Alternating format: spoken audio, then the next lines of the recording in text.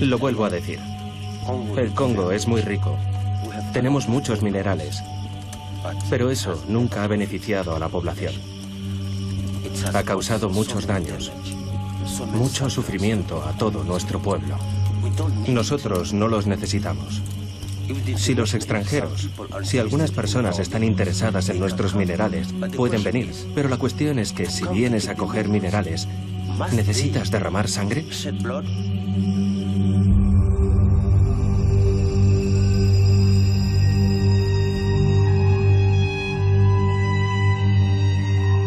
La República Democrática del Congo alberga algunos de los yacimientos minerales más valiosos de la Tierra.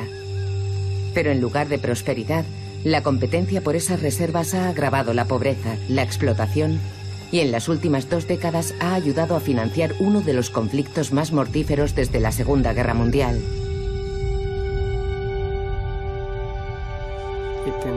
La matanza empezó un lunes, muy temprano. Los mataban de 11 en 11. Lo vi con mis propios ojos.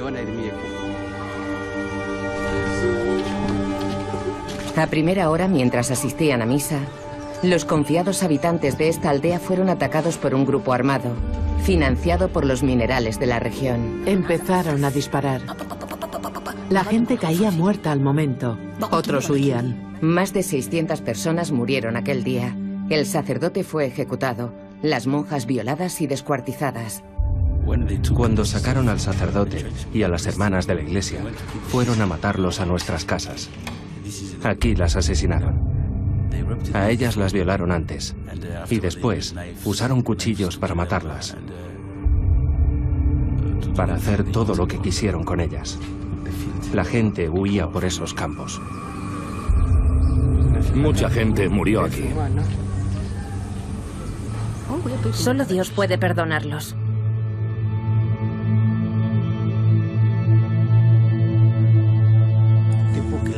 Era la época de lo que llamaban el boom del coltán. El mineral de coltán tenía un precio muy elevado entonces y se extraía en grandes cantidades en esta región. Los recursos naturales que ha recibido el Congo son una maldición y no una bendición. En 1890, Joseph Conrad viajó al Congo para tripular un barco de transporte fluvial. Regresó asqueado por la maldad de la que había sido testigo. Su catarsis fue escribir El corazón de las tinieblas. Esas tinieblas no tenían nada que ver con el Congo o los congoleños, sino con los occidentales que, contratados por el rey Leopoldo II de Bélgica, esclavizaban a la población en su esfuerzo por acumular marfil y caucho. Así construyeron un imperio para Leopoldo. Y se calcula que mataron a 10 millones de congoleños, la mitad de la población. Conrad calificó lo que había visto como el saqueo más vil que jamás ha desfigurado el rostro de la conciencia humana. Esa afirmación sigue siendo pertinente hoy en día. El viento del cambio sopla a través del Congo belga. En Leopoldville se arría la bandera de Bélgica. En 1960 consiguió la independencia. Pero Occidente no estaba preparado para renunciar a la joya de su corona en África. O aún peor, a dejar que cayera en manos de los soviéticos. Los líderes de Estados Unidos y Bélgica hicieron que el nuevo y recién elegido primer ministro, Patrick Lumumba, fuera asesinado. Su cadáver fue descuartizado y disuelto en ácido. Los cortamos en pedazos, los quemamos. También usamos enormes cantidades de ácido. Occidente colocó al dictador Mobutu Sese Seko. Mobutu cambió el nombre de su país por el de Zaire y gobernó durante los siguientes 30 años siempre como un aliado de Occidente. Habíamos aceptado que es un bastardo, pero es nuestro bastardo. Mobutu simplemente trataba al Congo y sus recursos como su propio banco personal. Robaba a las compañías mineras de propiedad estatal, robaba a la agencia de aduanas, robaba a todo aquel que tuviera ingresos y no invirtió en lo que el país necesitaba. Solo invertía en sus proyectos personales. Apoderándose de los recursos del Congo, Mobutu amasó una fortuna personal de casi 4.000 millones de dólares, dejando al pueblo congoleño hambriento y en la miseria. Hoy la pobreza persiste, a pesar de que el pueblo congoleño vive sobre recursos minerales valorados en billones de dólares. Para entender la situación en el Congo, hay que dividirla en dos categorías. En el sur, la provincia de Katanga posee el 80% de las reservas mundiales de cobalto y una de las mayores reservas de cobre del mundo, ambos minerales estratégicos. Ahí se hacen fortunas. El cobalto se usa para fabricar sistemas de armamentos muy importantes para el Departamento de Defensa de Estados Unidos. El Congo Oriental es considerado una auténtica cueva geológica del tesoro, en la que abundan los minerales necesarios para el boom tecnológico: tungsteno, estaño, tántalo y oro. Mientras la tecnología de la comunicación móvil siga creciendo, todos tendremos que recurrir al Congo. Al menos mientras sigamos viviendo en la forma en la que vivimos. El sur del Congo es saqueado por las empresas multinacionales. Los grupos armados saquean el este del país. Algunos son extranjeros, otros son nacionales. Sus acrónimos y sus objetivos resultan confusos. Pero una cosa es evidente: los minerales del Congo Oriental han sido siempre su principal fuente de financiación.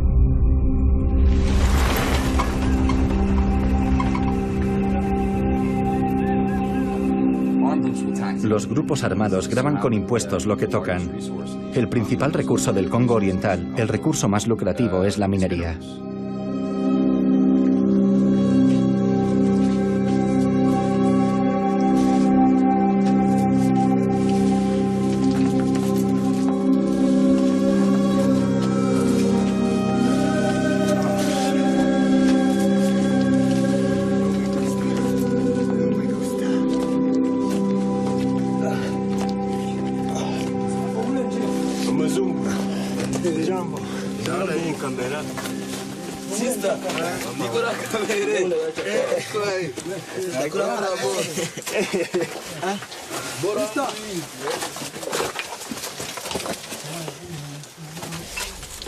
Es casiterita. ¿Cómo mantienes un ejército de 2000 hombres sin tener siquiera que alimentarlos? Sin tener que pagarles un uniforme y la asistencia médica. Lo único que tienen que hacer es llegar y cerrar la zona. Esta tierra es muy rica en minerales. Bueno, ellos tienen armas y tú no.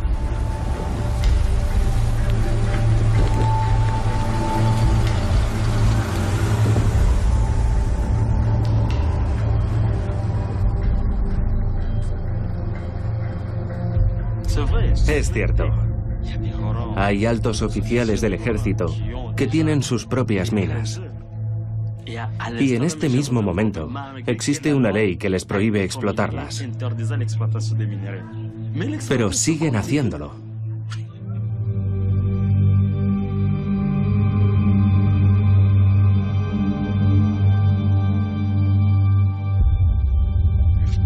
La vida era buena antes.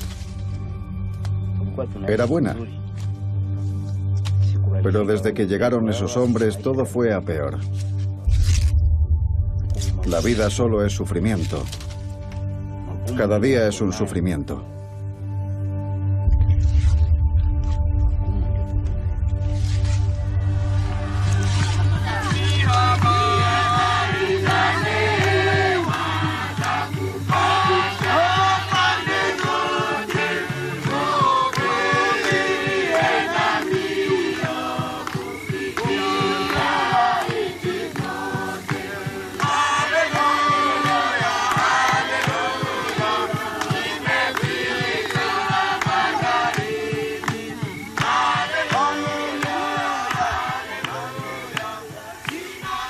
El impacto es tremendo. La presencia de grupos armados en este país ha tenido consecuencias terribles para la gente del Congo Oriental.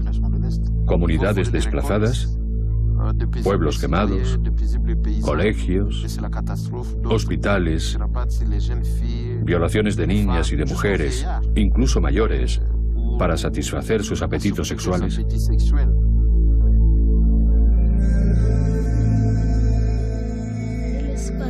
Fue un viernes, sobre las 4 de la tarde.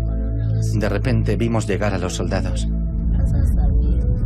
Después, aquel mismo día, volvieron más tarde. Cogieron a las mujeres y las violaron. Y luego se marcharon a otro pueblo. No sé cuántos me violaron. Yo estaba como muerta. Mi clítoris, mi vulva y mi vientre me siguen doliendo horrores mientras hablo con usted. La violación es un arma terrible en esta guerra, pensada para aterrorizar y destruir el tejido de la comunidad.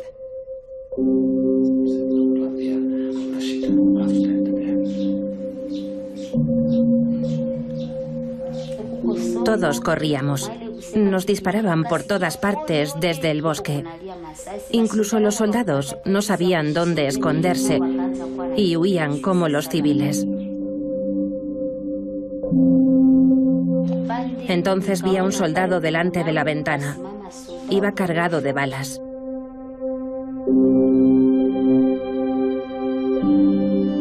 Me apuntaba con su arma a través de la ventana, igual que la cámara ahora. Después hizo de todo con mi cuerpo. Luego llegó otro y un tercero, luego el cuarto y el quinto.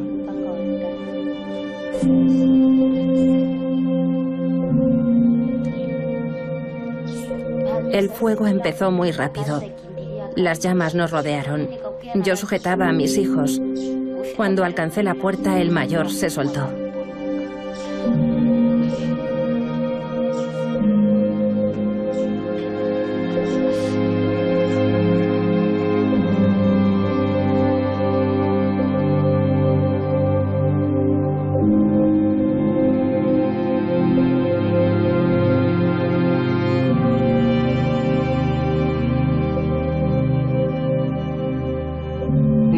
Los idiomas locales hablados en el Congo Oriental antes de 1996, ninguno de ellos poseía una palabra para violación.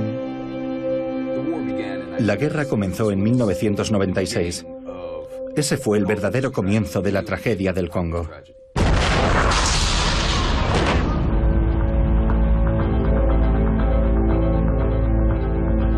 Cuando la guerra empezó en 1996, no fue a causa de los minerales. La guerra que empezó se debió al colapso del Estado zaireño y el genocidio en la vecina Ruanda. Nada más comenzar, los minerales se convirtieron en una pieza clave para financiarla. Después, en algún momento, los minerales se convirtieron en el objetivo. Tras el genocidio de Ruanda en 1994, 3 millones de refugiados atravesaron la frontera del entonces Zaire Oriental. Para Naciones Unidas, la peor crisis de refugiados que el mundo haya conocido nunca. Algunos refugiados eran los milicianos que habían perpetrado el genocidio, una grave amenaza para el nuevo gobierno de Ruanda. En el caso de Ruanda se convirtió en el principal problema para su seguridad. Unos 40.000 soldados entrenándose a tiro de piedra de la inexistente frontera diciendo: volveremos y acabaremos el trabajo. Los ruandeses nos dijeron en varias ocasiones que si la comunidad internacional no podía controlar el problema, tendrían que buscar soluciones. Yo sospechaba que si decidían actuar, sería enviando al ejército al otro lado de la frontera. En vez de eso, usaron un mecanismo clandestino para hacerlo. Infiltraron tropas ruandesas apoyadas por algunos rebeldes locales como Kabila, y así fue como nació la AFDL. En 1996, los ejércitos de Ruanda y de Uganda apoyaron el movimiento rebelde. Y la AFDL, dirigida por el congoleño Laurent Désiré Kabila, invadió el Congo Oriental.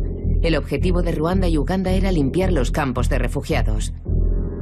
El objetivo de Kabila, derrocar al presidente Mobutu. Bissima Karaja era el ministro de Exteriores de la AFDL. Nosotros, como africanos, era la primera vez que veíamos un genocidio. Esa cultura tenía que ser eliminada. Pero había un segundo problema. El segundo problema era que Mobutu era el dictador número 2 del mundo. Tenía que irse. De lo contrario, como le dije, o sale por la puerta o sale por la ventana. Después de 30 años, Estados Unidos tomó la decisión de abandonar a su aliado durante la Guerra Fría. El presidente Clinton envió a un embajador de Naciones Unidas para que llevara su mensaje a Mobutu. Las instrucciones que recibí del gobierno estadounidense eran que le dijera a Mobutu: presidente Mobutu, no podemos seguir apoyándole. Queremos que abandone el país. Recuerdo que Mobutu me miró y me dijo: ¿sabe lo mucho que he apoyado yo a Estados Unidos? Yo le contesté: lo comprendo. Estados Unidos y gran parte de la comunidad mundial contemplaba la progresiva aparición de una nueva generación de líderes africanos. A partir de entonces, la visión y el relato dominantes sería apoyar a Kabila y hacer que eso ocurriera. Mantuve varias reuniones con Kabila. Sabía qué le gustaba. Había cierta química entre nosotros. Y le dije: bien, usted quiere una buena relación con Estados Unidos. Nosotros queremos una solución pacífica. Estamos dispuestos a apoyarle si es reformista, si instaura la democracia y si respeta los derechos humanos. Entonces le ayudaremos. Cuando la Guerra Fría terminó, Mobutu ya no era necesario. Y Estados Unidos permitió que el Congo se desintegrara. Aunque la AFDL se movió deprisa, enseguida quedó muy claro que necesitaría mucho más dinero para tomar la capital, Kinshasa. Kabila, lo recuerdo, dijo: ¿puede conseguirme un préstamo de $100 millones de Clinton? En ese momento supe que no entendía el proceso político. Una de las cosas que la AFDL intentaba hacer era obtener dinero. Y en el Congo, una de las formas de conseguirlo es dando concesiones para extraer minerales. En su esfuerzo por financiar la guerra, la AFDL se dirigió directamente a la región de Katanga, rica en cobre y cobalto. La clave era Katanga, que entonces era y ha sido siempre la clave del conflicto congoleño, porque es donde está el dinero. La verdadera riqueza mineral del Congo está en Katanga. Allí es donde se gana muchísimo dinero. En Katanga se encuentra una de las mayores reservas de cobre del mundo y se produce más del 80% del cobalto. Ambos minerales estratégicos. Para la División de Minerales del Departamento de Defensa de Estados Unidos, el cobalto está entre los 10 más importantes. Mucha gente vino aquí para ganar dinero rápido durante la guerra. Y lo consiguieron. Mientras las tropas del líder rebelde, Laurent Kabila, tomaban el control de las zonas mineras, gigantes como la American Mining Field Corporation aprovecharon la situación para modificar sus lealtades. Firmaron contratos con los rebeldes para explotar el cobalto, el zinc, el cobre y los diamantes. Muchas compañías mineras vinieron aquí. Llegó el grupo Landin, también Ainville Mining, y los australianos. También vino un grupo canadiense, First Quantum. Estábamos en guerra y los traficantes de armas aprovecharon la ocasión para venir y apoderarse de los minerales a cambio de casi nada. En 1996, de repente, aparecieron los cowboys. En el Congo se podía hacer fortuna. Y ellos llegaron aquí en masa. Los ejecutivos de la American Mineral Fields intentaban ganarse los favores del nuevo régimen de cualquier forma. Creo que el mejor ejemplo es John Lemon Bull, que trabaja para una empresa llamada American Mineral Fields. Voló en su jet privado hasta Katanga. De hecho, en cierto momento le prestó su jet a Kabila. Consiguió una concesión minera muy importante allí. Hemos puesto nuestro avión a disposición de algunos líderes de la alianza. Su empresa le dio $5 millones a la AFDL. Creo que fue en abril de 1997, un mes antes de que hubieran entrado en Kinshasa. Hacían negocios con el gobierno rebelde, ya que ni siquiera habían formado gobierno oficialmente. Eso es lo que hacen las multinacionales. Tratas con el poder, o con quienes crees que conseguirán el poder. Así es como funciona. No pasó desapercibido que la sede de la empresa AMF estuviera en Hope, Arkansas, ciudad natal del presidente Bill Clinton. El hecho es que nadie en el mundo había oído hablar de aquella empresa que tenía su sede en Hope, Arkansas, salvo por su relación con Bill Clinton. De alguna forma, eso fortaleció la percepción de que lo que pasaba estaba conectado con Estados Unidos, que era el mismo Estados Unidos quien daba su aprobación a la invasión y al golpe de Estado de Laurent Kabila. ¿Fue una gran conspiración? La American Mineral Fields fue la primera compañía que firmó un contrato con Kabila. Sí, creo que eso fue un fracaso, ¿no? Sí, pero una importante cantidad de dinero cambió de manos. Sin duda, la AFDL necesitaba dinero para comprar armas.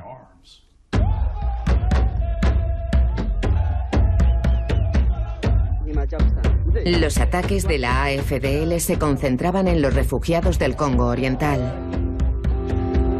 Debemos atacar ese campamento con todas nuestras fuerzas y echar a todo el mundo sin ninguna consideración por la comunidad internacional. ¿Sabíamos nosotros que la AFDL estaba masacrando a la gente en los campos y demás? Lo habíamos oído. Teníamos muchas historias sobre eso. Pero también sabíamos que no podíamos hacer absolutamente nada al respecto. No estoy diciendo que deban aceptarse esas cosas, pero no puedes engañarte. Era una guerra. Lo más doloroso para la gente implicada en la defensa de los derechos humanos en el Congo durante aquel periodo, en el que éramos bastante optimistas sobre el proceso democrático en el país, fue que el movimiento democrático local fue completamente abandonado. Ellos no incluyeron a la oposición, a la Iglesia Católica y a otras fuerzas que habían sido muy importantes y que serían fundamentales para construir una sociedad democrática y que rinde cuentas. Estados Unidos no presionó para que así fuera y no hizo nada por ayudar a que eso sucediera. El 17 de mayo de 1997, las fuerzas de la AFDL tomaron Kinshasa. Laurent Désiré Kabila juró su cargo como presidente de la nueva República Democrática del Congo. Yo, Laurent Désiré Kabila, presidente de la República. Nosotros teníamos nuestros propios objetivos como congoleños. Ellos tenían los suyos, pero por lo que sé, ellos no nos utilizaron. En realidad, puede decirse que nosotros los utilizamos a ellos.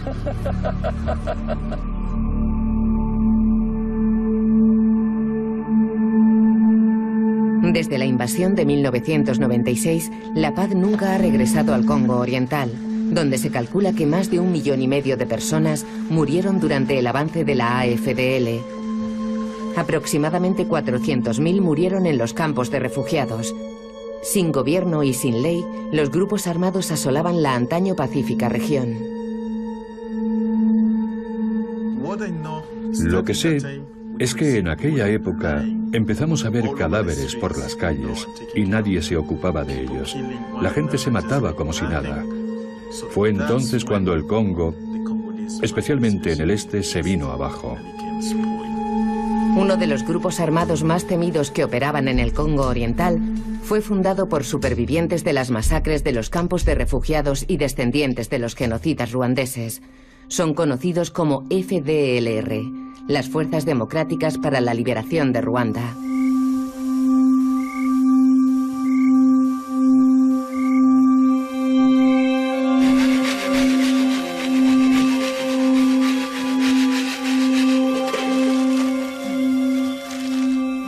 El FDLR es un gran problema para nosotros. Nuestra vida y nuestra muerte está controlada por el FDLR. En los caminos de Entoto violaban a las mujeres. Cada vez que aparecen los combatientes del FDLR, violan a las mujeres.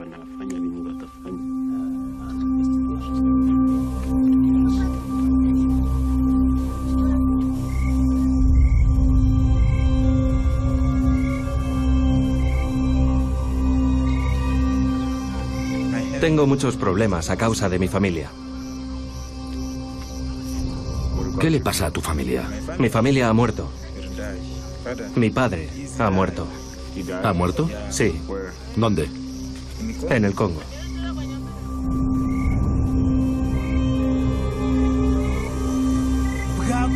Las noches aquí son muy largas y el ruido de las bombas te agota. Aunque seas muy joven, sabes que tienes que aprender a usar las armas para cuando creces. Todo eso hace que no puedas evitar pensar en ello todo el tiempo.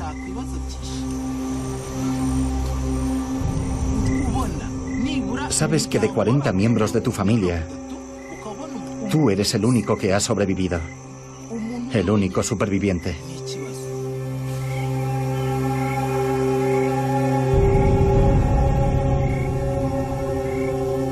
turakwinginze kugira ngo tugende imbere n'inyuma nitunesha urugamba tukagaruka amahoro kandi tukabona utuneshereje ukaduha igihugu cy'iwacu tuzagushima tuguhimbaza ni ku bwawe Yesu Kristo.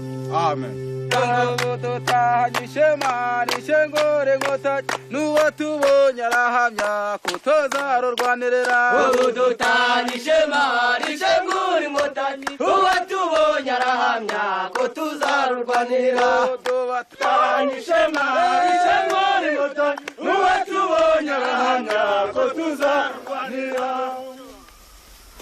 Yo nací y crecí en esta parte del país y nunca había oído hablar del coltán. Cuando la demanda de este mineral por parte de la industria electrónica empezó a crecer, entonces vivimos lo que se llamó el boom del coltán. A principios del nuevo siglo, la venta de aparatos electrónicos se disparó. Al mismo tiempo, Sony lanzó la muy esperada Sony PlayStation 2. La arrolladora demanda de los consumidores de este producto provocó en toda la industria el temor a la escasez de coltán. Ese miedo hizo que el precio del coltán se disparara de 100 a más de $300 el kilo.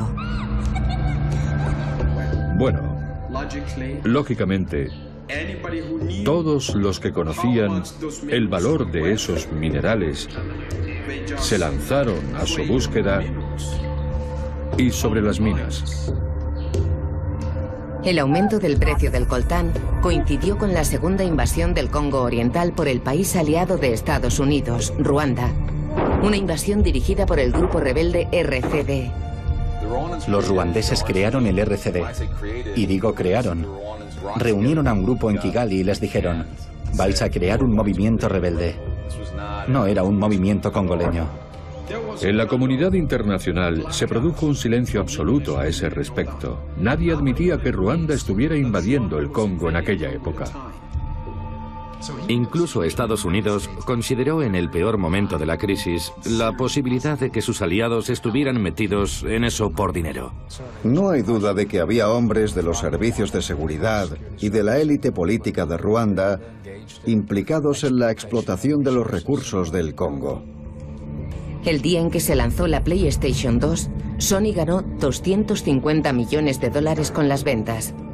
1.700.000 personas murieron a causa de la guerra en el Congo.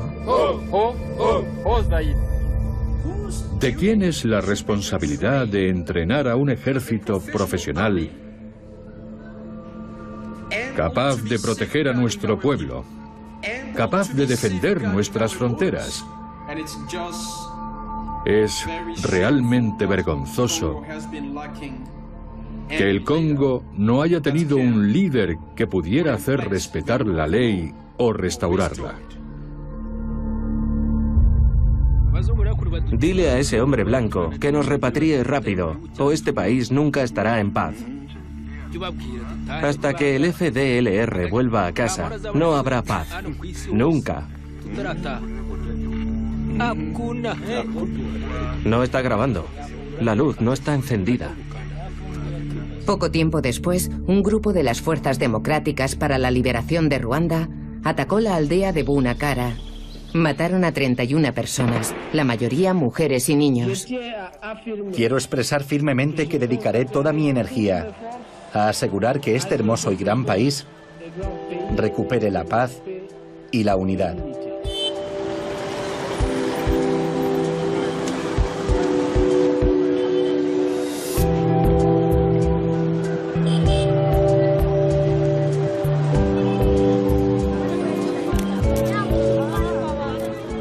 Para que el país se beneficie de todas sus riquezas, necesita un liderazgo reconocido, que sea competente y decidido, y que se comprometa con la nación y su desarrollo. la gestión racional de todo lo que Dios puso a disposición del pueblo congoleño. Gran parte del problema se debe a las autoridades, a los que dirigen el país. Es verdad que el Congo es un país rico. Somos ricos en todo.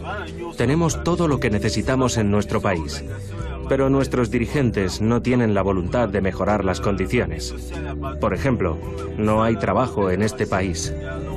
Ellos deberían atraer los negocios para que la gente pueda trabajar. La gente debería poder tener una vida mejor.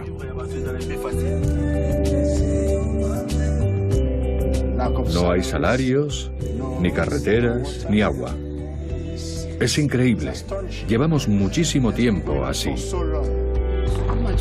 Empujo un sucudú porque no hay trabajo. Si hubiera trabajo no perdería el tiempo empujándolo. Mire cómo sudo. Y así gano muy poco dinero, lo justo para comer. Si hubiera buenos trabajos, si hubiera un buen trabajo, nadie empujaría un sucudú. Es absurdo. Es hora de que el presidente del Congo asuma la responsabilidad.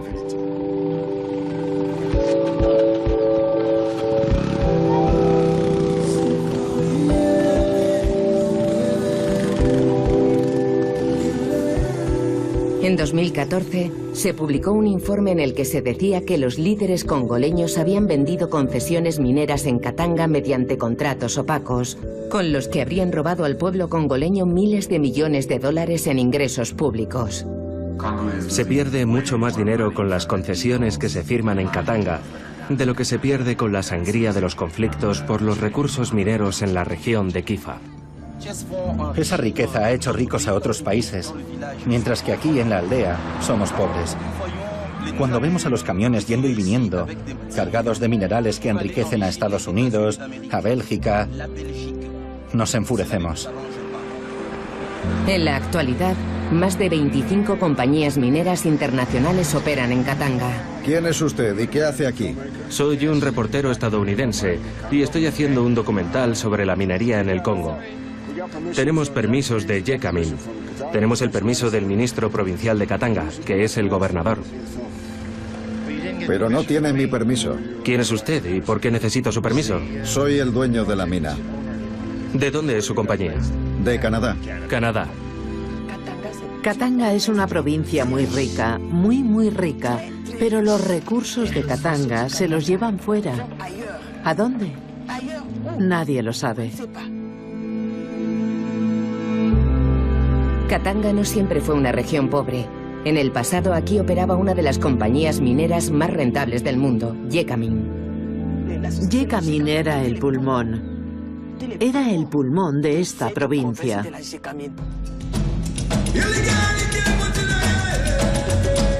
Mobutu Sese Seko, comprometido con la nacionalización y la africanización del Congo, además de cambiar de nombre al país, prohibió todos los negocios extranjeros y las propiedades extranjeras, reclamando los recursos naturales para el Estado.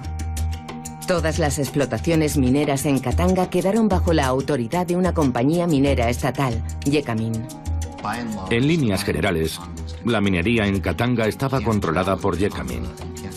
No puedes viajar por Katanga, no puedes hablar con nadie, sean familiares o no, sin toparte inmediatamente con el orgullo y la oportunidad que representó Jekamin. Jekamin fue una pieza clave en el desarrollo del Congo.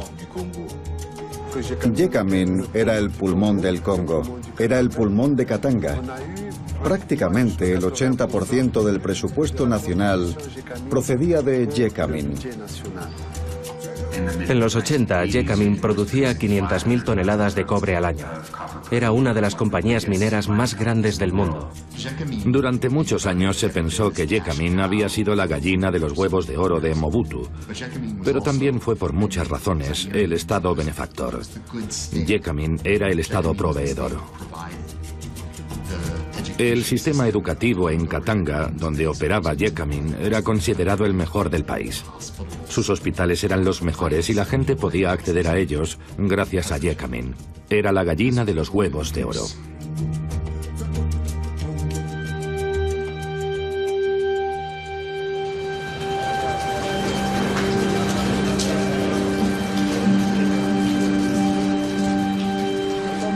Durante un tiempo, la vida mejoró con Jekamin, porque mientras en la ciudad resultaba difícil desayunar, comer y cenar cada día, aquí, gracias a Jekamin, se podía vivir. La gente desayunaba por la mañana, almorzaba a mediodía y cenaba por la noche.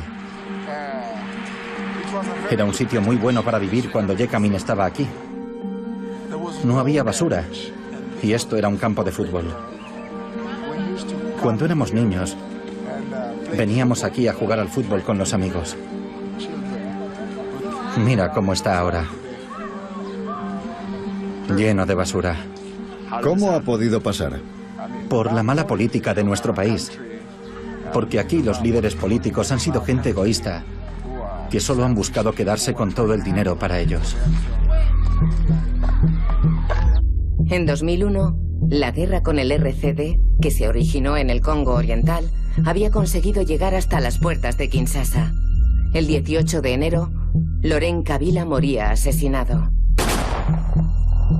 Le sustituyó su hijo, Joseph Kabila. Hoy cumple su segundo mandato como presidente de la República Democrática del Congo. Desde que subió al poder, se calcula que el pueblo congoleño ha perdido miles de millones de dólares en ingresos públicos debido a que Kabila y otros dirigentes han autorizado la venta de concesiones mineras muy por debajo de su precio de mercado. En numerosas ocasiones, Jekamin ha vendido sus participaciones a un precio muy inferior al valor del mercado a compañías con sede en paraísos fiscales, que después las vendían por precios mucho más elevados.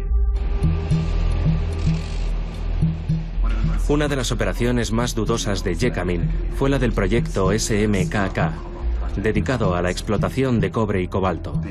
Una importante compañía kazaja llamada ENRC controlaba el 50% del proyecto y Jekamin el otro 50%.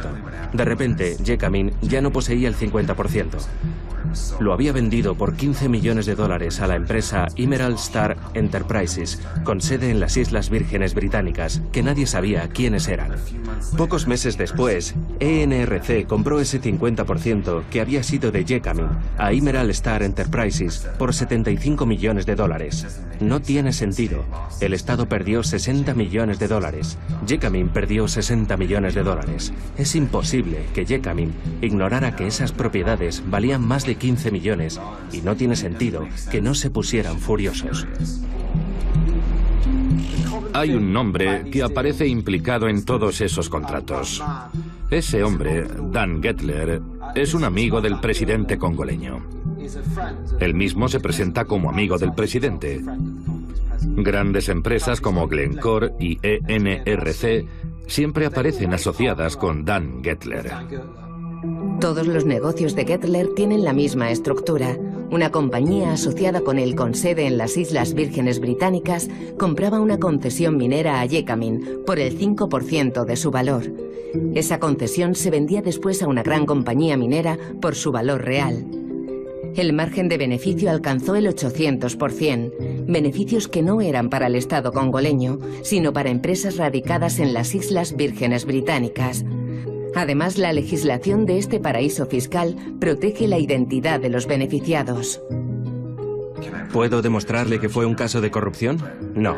Pero hay enormes discrepancias entre lo que dicen los informes del gobierno sobre sus ingresos, lo que dice la empresa que pagó al gobierno y lo que la empresa estatal recibió por esos acuerdos. Podemos rastrear el dinero y hay algo que no está bien, pero lo hemos visto tantas veces. ENRC, con sede en Londres, tiene unos ingresos anuales de $6.000 millones. Glencore, también con sede en Londres, de más de 2.000 millones. Dan Gettler aparece en la lista de nuevos multimillonarios con menos de 40 años. ¿Cuánto dinero se ha perdido en el Congo? Desconocemos la cifra real, pero hemos analizado 5 contratos, 5 de los muchos contratos que se cerraron. Y después de estudiar los datos, hemos calculado que el Congo perdió al menos $1.355.000 millones con esos acuerdos. Uno de los sentimientos predominantes que creo que caracteriza todo este conflicto es la humillación del pueblo congoleño. Los congoleños han sido humillados, pisoteados por los extranjeros, por sus propios líderes, y se sienten completamente impotentes. Creo que eso explica en gran medida la carencia, la absoluta exasperación que notas en la mayoría de los congoleños. Es la sensación de haber sido despojado de todo tipo de derechos. Guerra. No tienes un solo amigo en el mundo. Todo el mundo está contra ti. Guerra. Hoy soy huérfano por tu culpa. Tú mataste a mi padre. Tú mataste a mi madre. Tú mataste a mi hermano y a mi hermana. Guerra, te odio.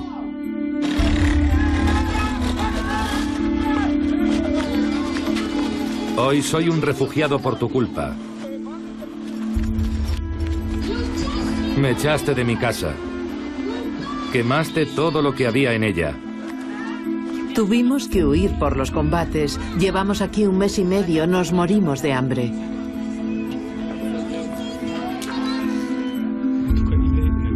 Aquí no hay futuro. Mi corazón sufre. Pero no has vencido. Toda mi familia lucha contra ti. Todo mi pueblo lucha contra ti. Todo el mundo grita: no a la guerra, no a la guerra. Mi nombre es Samuel. La gente muere.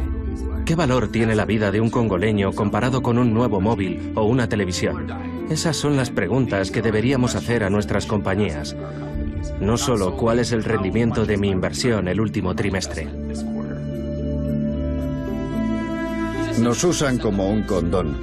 El condón se usa para protegerse uno mismo de la enfermedad, pero una vez que lo usas, lo tiras. Necesitamos agua potable. Bebemos agua sucia.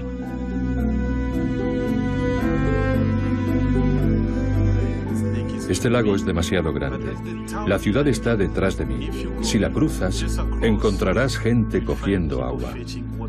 Esa gente recorre muchos kilómetros de distancia solo porque no hay agua en sus aldeas.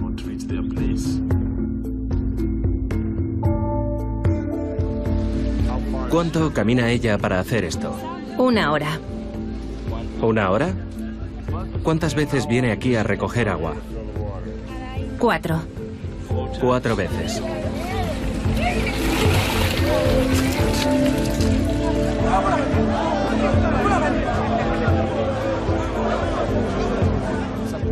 ¿Quién se beneficia de todo esto?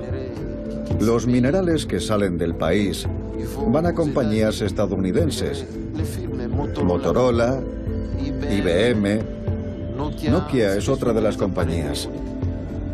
Todas ellas necesitan al Congo para seguir siendo estables y seguir obteniendo enormes beneficios.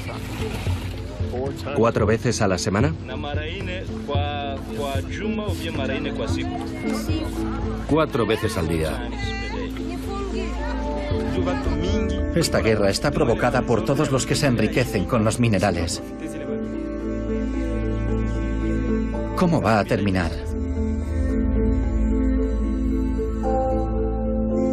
Lo único que pedimos es una paz duradera. Una paz perfecta. Así que no nos mienta solo porque viene aquí con todo ese equipo. Usted y otros vienen a hacernos fotos y nosotros nunca vemos los beneficios de ese trabajo. Cuando se marchan, les deseamos un buen viaje. Le deseamos un buen viaje. Da igual a dónde vaya o lo que haga. Pero déjenos ver los resultados.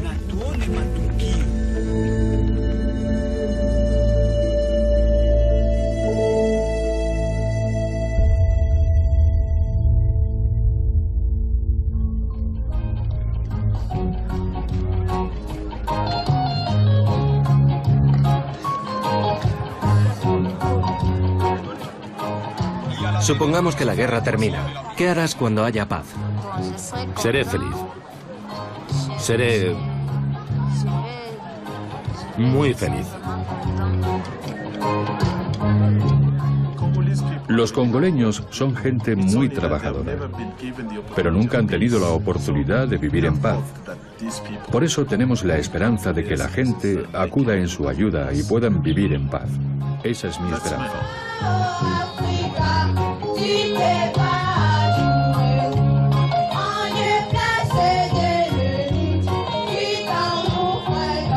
Es escandaloso. He mantenido conversaciones con las partes implicadas en todo este asunto que planteaban preguntas de una forma muy directa.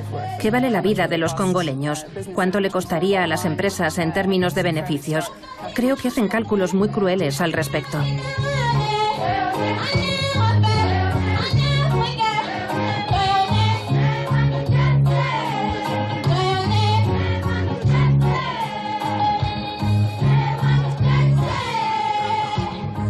Las empresas cambiarán cuando la sociedad empiece a admitir que tienen que hacerlo. No tenemos que esperar a que las compañías lo hagan por iniciativa propia. Nosotros podemos tomar decisiones activas cada día para que cambien su forma de actuar. Somos una sociedad de consumo. Dependemos de los consumidores. Y lo último en el mundo que desea un empresario es que su marca pierda poder. Ha gastado mucho dinero posicionándose como X, Y o Z para perderlo todo si el público lo rechaza y dice: no quiero tener nada que ver con esa gente. Nadie quiere eso. Miremos la historia de Estados Unidos. ¿Qué es lo que ha cambiado o alterado el curso de nuestra historia? Han sido los movimientos ciudadanos. El movimiento por los derechos civiles, el movimiento feminista, el movimiento ecologista, el movimiento obrero. En nuestro país existían enormes injusticias y la gente se alzó, a menudo unos pocos, grupos pequeños dispuestos a unirse. Antes de Internet, todo sucedía sin redes sociales. La gente decía: esto está mal, tenemos que protestar. Y descubría que había gente que estaba haciendo lo mismo. Unámonos a ellos.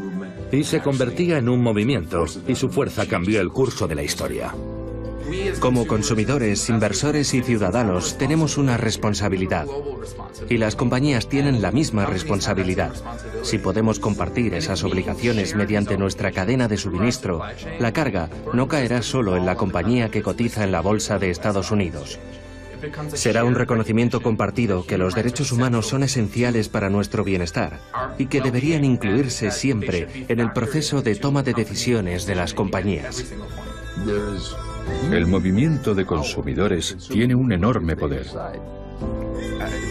Todos compartimos una enorme responsabilidad por lo que pasa en el Congo y tenemos que implicarnos en la solución. Pero son los congoleños quienes tienen que decidir su destino. Nosotros debemos ayudar a que ese proyecto nazca y apoyar a las voces congoleñas constructivas para que decidan su futuro. Necesitamos unas elecciones justas en nuestro país, no unas elecciones que provoquen una nueva guerra civil. El futuro del Congo, nuestra esperanza, es tener paz. Paz. Y los niños del Congo, es necesario que los niños dispongan de sus derechos. Derecho a una educación, derecho a la salud, al desarrollo y derecho a participar en la libertad de expresión. CAM es un centro de paz que trabaja con los niños explotados. Hoy, muchos líderes congoleños luchan por el futuro de su país, creando organizaciones que se ocupan de temas como la educación, las microfinanzas, el desarrollo familiar y los derechos de las mujeres. Yo quiero estudiar medicina. Quiero vivir en un país en el que no haya muertes. Si Congo caminara con sus 72 millones de ciudadanos, junto con sus vecinos, si nos uniéramos, crearíamos una comunidad en el corazón de África que podría sacar al África subsahariana del mapa de la pobreza. África puede levantarse y avanzar. Eso es posible. Tenemos esperanzas en la recuperación de nuestra salud, de nuestra juventud, de nuestra voluntad y de la visión y de la fortaleza de nuestro país. Es tan complejo y hay tantos problemas que mucha gente a menudo prefiere lavarse las manos y decir, pero lo intentamos, y eso no es suficiente. Si nuestro país es tan rico en recursos naturales, y si el mundo occidental necesita esos recursos, debería replantearse su política. Deberían replantearse la forma en la que tratan al pueblo congoleño. Si la gente no tuviera que huir de la guerra, a lo mejor esta pequeña no habría tenido que morir. Es como cuando dos elefantes luchan. Es la hierba la que sufre sin ningún motivo. Igual que nosotros.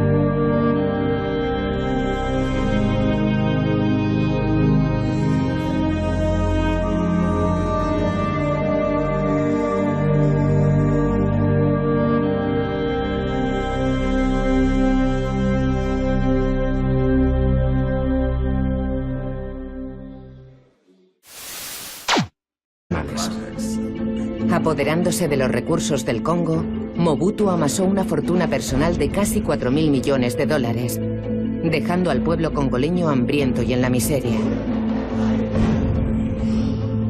Hoy la pobreza persiste, a pesar de que el pueblo congoleño vive sobre recursos minerales valorados en billones de dólares. Para entender la situación en el Congo, hay que dividirla en dos categorías. En el sur, la provincia de Katanga posee el 80% de las reservas mundiales de cobalto y una de las mayores reservas de cobre del mundo, ambos minerales estratégicos. Ahí se hacen fortunas. El cobalto se usa para fabricar sistemas de armamentos muy importantes para el Departamento de Defensa de Estados Unidos. El Congo Oriental es considerado una auténtica cueva geológica del tesoro, en la que abundan los minerales necesarios para el boom tecnológico: tungsteno, estaño, tántalo y oro. Mientras la tecnología de la comunicación móvil siga creciendo, todos tendremos que recurrir al Congo, al menos mientras sigamos viviendo en la forma en la que vivimos. El sur del Congo es saqueado por las empresas multinacionales. Los grupos armados saquean el este del país. Algunos son extranjeros, otros son nacionales. Sus acrónimos y sus objetivos resultan confusos. Pero una cosa es evidente: los minerales del Congo Oriental han sido siempre su principal fuente de financiación.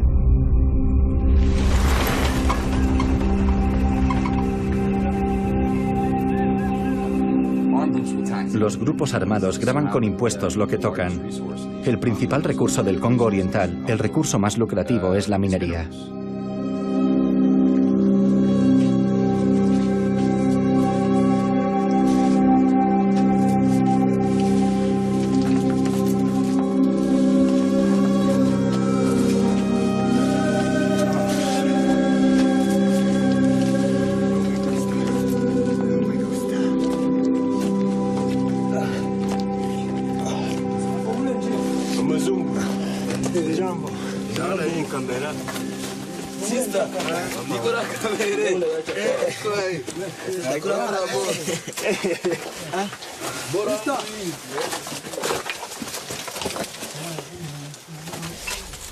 Es casiterita.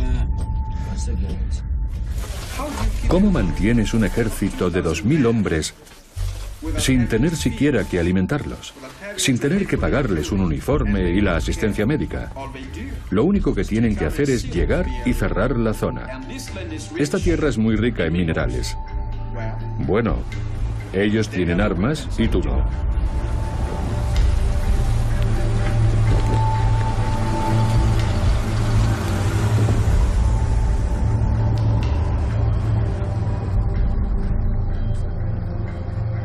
La gente caía muerta al momento. Otros huían. Más de 600 personas murieron aquel día. El sacerdote fue ejecutado, las monjas violadas y descuartizadas. Cuando sacaron al sacerdote y a las hermanas de la iglesia, fueron a matarlos a nuestras casas. Aquí las asesinaron. A ellas las violaron antes y después usaron cuchillos para matarlas, para hacer todo lo que quisieron con ellas. La gente huía por esos campos. Mucha gente murió aquí. Solo Dios puede perdonarlos.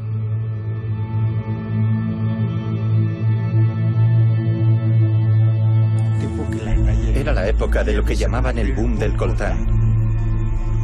El mineral de coltán tenía un precio muy elevado entonces y se extraía en grandes cantidades en esta región. Los recursos naturales que ha recibido el Congo son una maldición y no una bendición. En 1890, Joseph Conrad viajó al Congo para tripular un barco de transporte fluvial. Regresó asqueado por la maldad de la que había sido testigo. Su catarsis fue escribir El corazón de las tinieblas. Esas tinieblas no tenían nada que ver con el Congo o los congoleños, sino con los occidentales que, contratados por el rey Leopoldo II de Bélgica, esclavizaban a la población en su esfuerzo por acumular.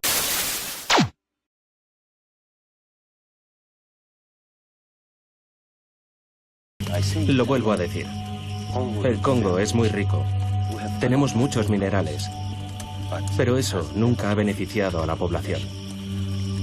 Ha causado muchos daños, mucho sufrimiento a todo nuestro pueblo. Nosotros no los necesitamos. Si los extranjeros, si algunas personas están interesadas en nuestros minerales, pueden venir. Pero la cuestión es que si vienes a coger minerales, ¿necesitas derramar sangre?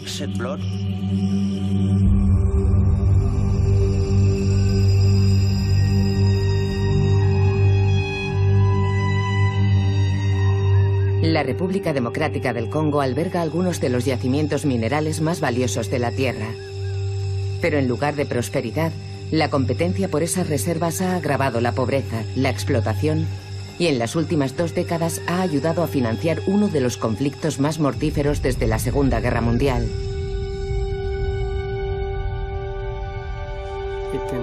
La matanza empezó un lunes, muy temprano. Los mataban de 11 en 11. Lo vi con mis propios ojos. A primera hora, mientras asistían a misa, los confiados habitantes de esta aldea fueron atacados por un grupo armado, financiado por los minerales de la región. Empezaron a disparar. Marfil y caucho. Así construyeron un imperio para Leopoldo. Y se calcula que mataron a 10 millones de congoleños, la mitad de la población. Conrad calificó lo que había visto como el saqueo más vil que jamás ha desfigurado el rostro de la conciencia humana. Esa afirmación sigue siendo pertinente hoy en día. El viento del cambio sopla a través del Congo belga. En Leopoldville se arría la bandera de Bélgica. En 1960 consiguió la independencia.